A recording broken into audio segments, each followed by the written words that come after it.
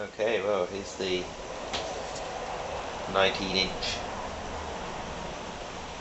1972 or 73, I think it was, Toro bush mower. Let's just check that age. Yeah, it's a 73. So yeah, this is what we're going to be doing a little bit of a rebuild series on. I've decided that we're not going to be painting it. We're not going to paint it or anything like that. I was going to, but we have a few cracked, broken off pieces of deck. Unfortunately, that happens to these old cast decks in their life when they're bashed into things. So we've got a broken section here. This section over here is cracked, and we also have a broken, busted piece at the back there. But there's no actual splits across any of the mower, and she's still pretty sturdy. So yeah, that's not going to be too bad. It's got our original engine on there. You notice here it says step. That's where you put your foot when you're pulling the vertical pull start. So it's got our original engine on it.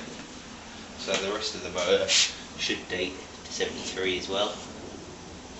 I mean, I don't know if there's any other dates really on it anyway. Yeah, she is there.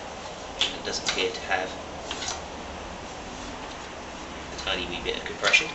Got a nasty dent there to sort out before that catches the flywheel. But yeah, obviously the full starter mechanism's missing, but I have got one of those. So yeah, we're going to be pulling this apart, and just basically, as she says on the tin, doing a little bit of a rebuild. We're going to check that she's mechanically okay by stripping her completely back, and then we're going to clean up the deck, clean up the outside of the engine, and try and get her running and mowing. As always, we'll start with external bits rather than take the whole engine off in one lump. So we'll take all the external stuff off, and then we shall take the mower off the deck. So get the air filter off, fairly simple. We just have a flathead screw here, and you don't have to thread those out very far. There you go, that's loose. Then the air filter comes off. Yeah, sponge wants replacing, but it isn't too bad. Yeah, I think she was a well serviced engine. She was looked after. These older engines have an automatic choke system here, so when you start the engine, this is closed, and then as she picks up, this choke butterfly here is opened, and that's as far as it opens there. And yeah, that's working well. That should spring back nicely like that. That's a good choke. That's probably got a good diaphragm in that carburetor. She's probably been recently run. I don't think she's been standing that long. That is a good, that's probably one of the best flip backs of the choke there I've seen on one of these for a while. So we shouldn't have a problem with that, and just as well because this carburetor actually looks slightly different to the later style Chokomatics. So probably would have a hard time getting a diaphragm for this engine if we needed a diaphragm. But judging by that, yeah, she should be. Now we can remove the whole fuel tank assembly with the carburetor in place. That'd be a fairly easy job to do. Normally it should have a bolt in here, but that is missing on this engine because the pull starter is missing. The pull starter makes up the gap that is there in between the fuel tank on this engine. But if you're doing a later style Briggs and Stratton or one of these ones with the vertical pull, there's a bolt to remove there, and also one on the front. The one on the front of these is a 7/16,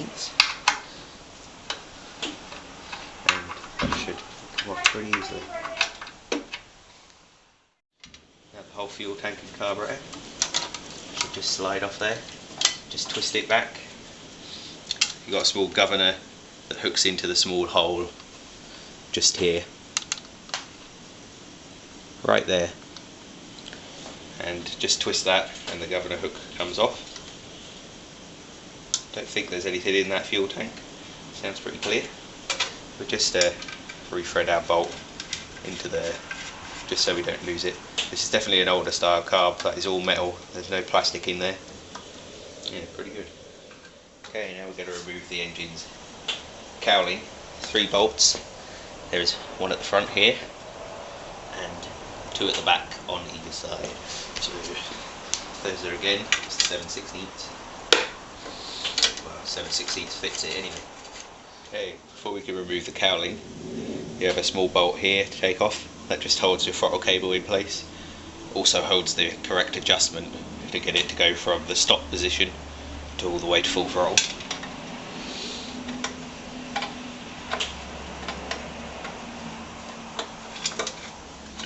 Don't even have to take that fully out. So just thread that back in just to keep that in place. And now your cowling just lift away. Okay, now we can remove the flywheel screen here to give you access to the flywheel nut. And these are always just small 1/4 inch bolts. They're usually not really in there that tight at all. Once those bolts are undone, you can remove the flywheel screen.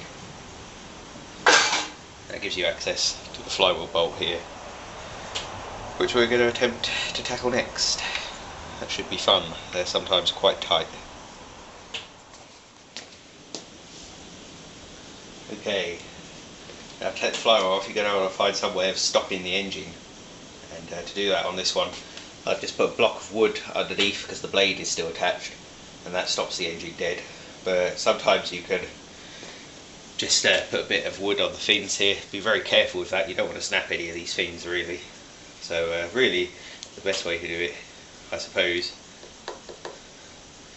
is to try and block off the blade. But it shouldn't take too many hits, it should be quite easily done, and yeah, flywheel nut comes off pretty easily, not too bad at all.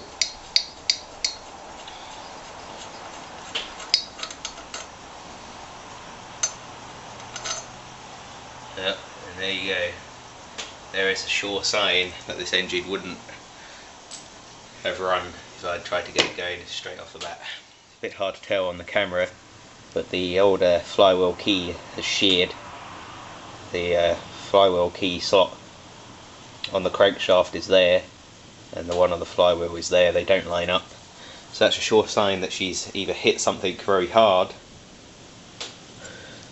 and come to a dead stop, like hitting that piece of wood there would shear the flywheel key. It's designed to shear to stop any damage to your flywheel or your crankshaft, so really it's not that big a deal. They could be brought and replaced rather cheaply. I should imagine I should get a bag of 4 of those for a couple of quid. So yeah, we'll order one of those tonight, and that should come by the time we're ready to put the flywheel and everything back on.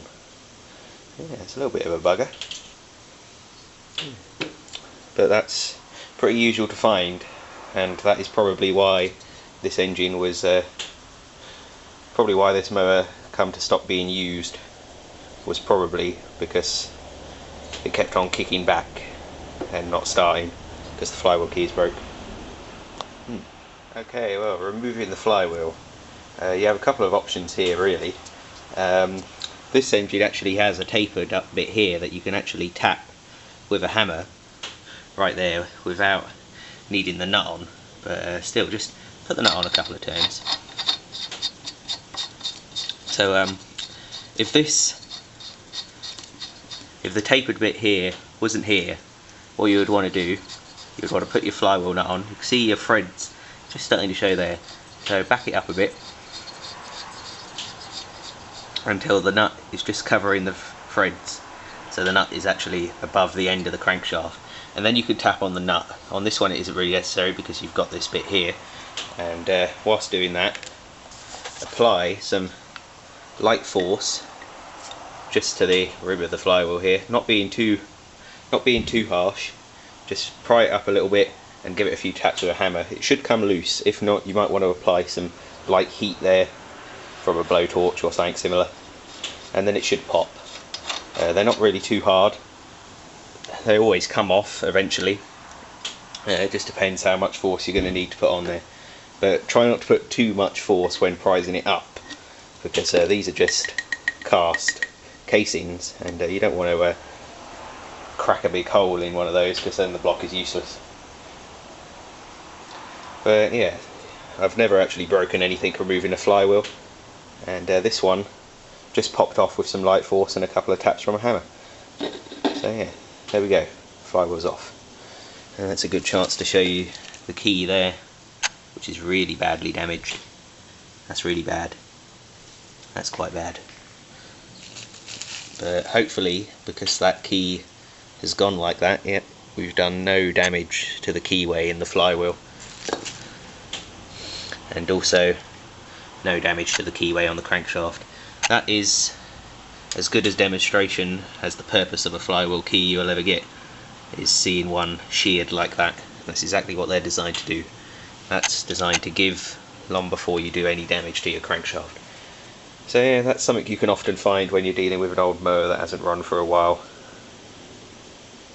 And that flywheel key, no doubt, because it hasn't been replaced and it hasn't been looked at, was the reason why this mower wasn't used anymore, and why I managed to get it with a couple of scrap Suffolks for just a few quid.